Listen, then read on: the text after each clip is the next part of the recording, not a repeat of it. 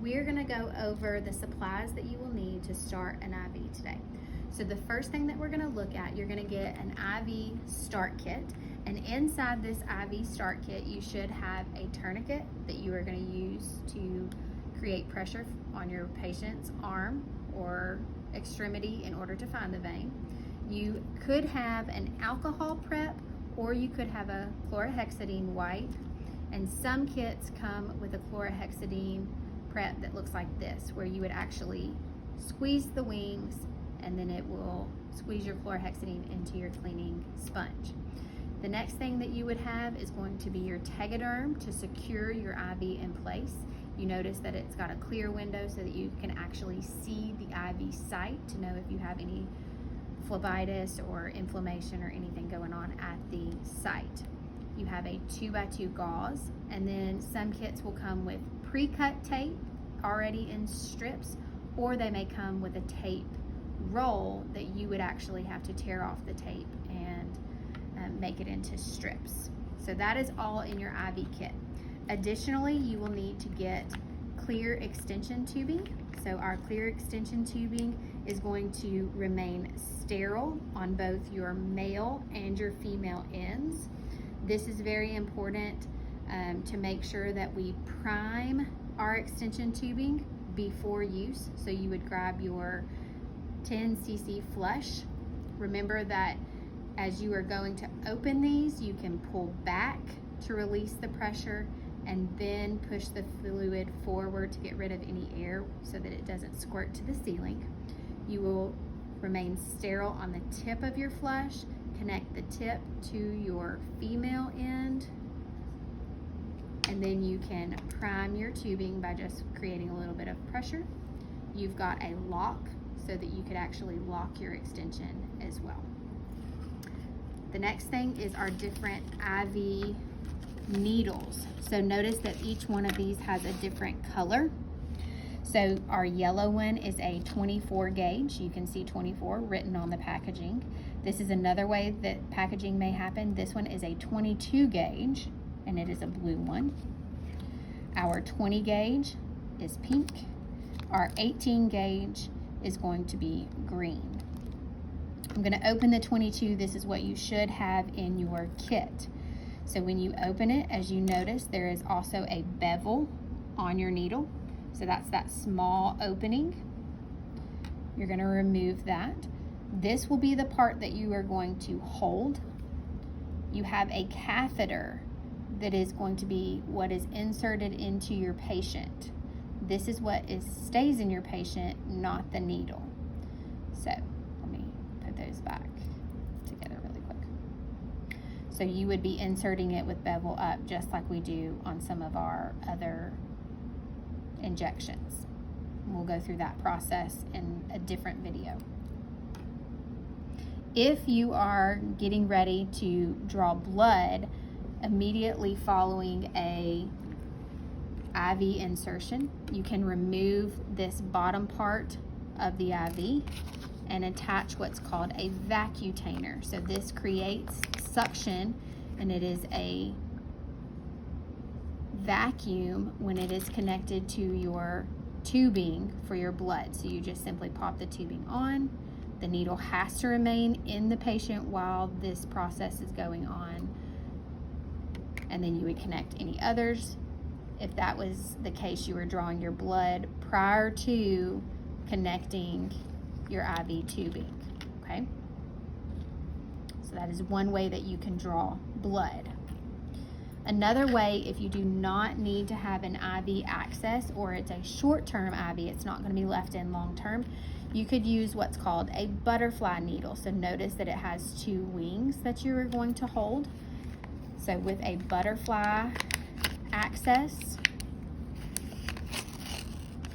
you usually do not have a catheter that stays in the patient, but the needle stays in the patient. So typically, and it says on the wings what the gauge is. So I typically hold my wings together in order to insert it. And then you can connect your vacutainer to this end and get your blood, and then you would remove it. If it's a short-term IV, you would simply tape this down to your patient if you were having something like a dental procedure, that the IV does not need to be in for a long period of time.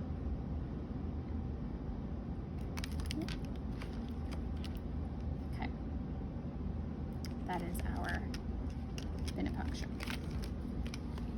Then we have our IV tubing. So first thing that we're gonna look at is our primary tubing. So our primary tubing, most of what you're gonna see at Lake Cumberland is going to be the Baxter's Clear Link IV tubing. Right up here in the corner, it says 10 drops per milliliter. So that is used to know how many drops it would take to equal 1 milliliter. So each tubing set has a different drop factor. So this one has 10. This one is a different brand, so it works with a different pump, but it is a 15 drop factor. This one works with a pump called an Alaris, and up here you can see that it is a 20 drop factor. And then this one is what we call a vented one, and it actually is going to work with 60 drops per milliliter.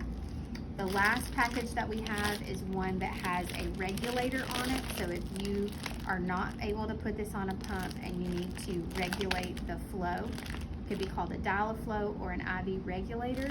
This will actually set your rate to milliliters per hour by just turning the dial. So showing you what this looks like outside of the package, we have, this is our primary tubing right here. So this first part, you have your spike. This must remain sterile, so it's got a sterile cap on it. You only remove it when you are ready to spike your IV fluids. This is what we call the chamber. This you can squeeze to fill it up with a little bit of liquid as you are preparing to prime your tubing. Moving down the IV, this is called our filter. Further down, we have our first Y port. This is an upper Y port. It would be used to connect our secondary IV tubing bags. Then we have a clamp. The next clamp that we have is called a roller clamp. This can be used to slow the rate without completely stopping the rate. So this clamp is used especially if we are setting a drip rate, or if we are just needing to slow a rate for some reason. Then we would follow our tubing down, and it sometimes does get tangled. Have to do a little untangling. Follow it down, and you have a lower Y port. This is going to be used when you have IV pushes or medications that need to be added while you have IV fluids going. And then you have your male connector that is actually going to connect to your extension tubing from where you started your IV, and this is how you would connect it to your patient. This, notice it also has a cap on it, so it needs to remain sterile as well. That is our primary IV tubing. Our secondary IV tubing, so this is used if I've got to give an antibiotic. I've already got the primary going, so it's considered secondary. It is a much shorter tubing. So notice that it is just very short. Got a little too much paper here. It has the roller clamp, it has a chamber, and it has a spike. So before I ever spike, I want to make sure that I have clamped it off. This is going to connect to my upper Y port in my primary tubing. So we'll show that to you all connected here in just a second. So this is considered my secondary when it's this short.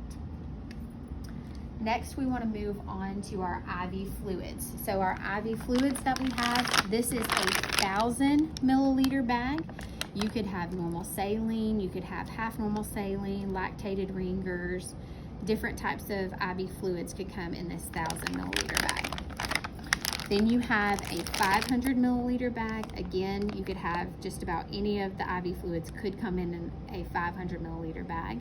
Sometimes you will have, this will be used when we were adding medications. You might have an antibiotic added to it,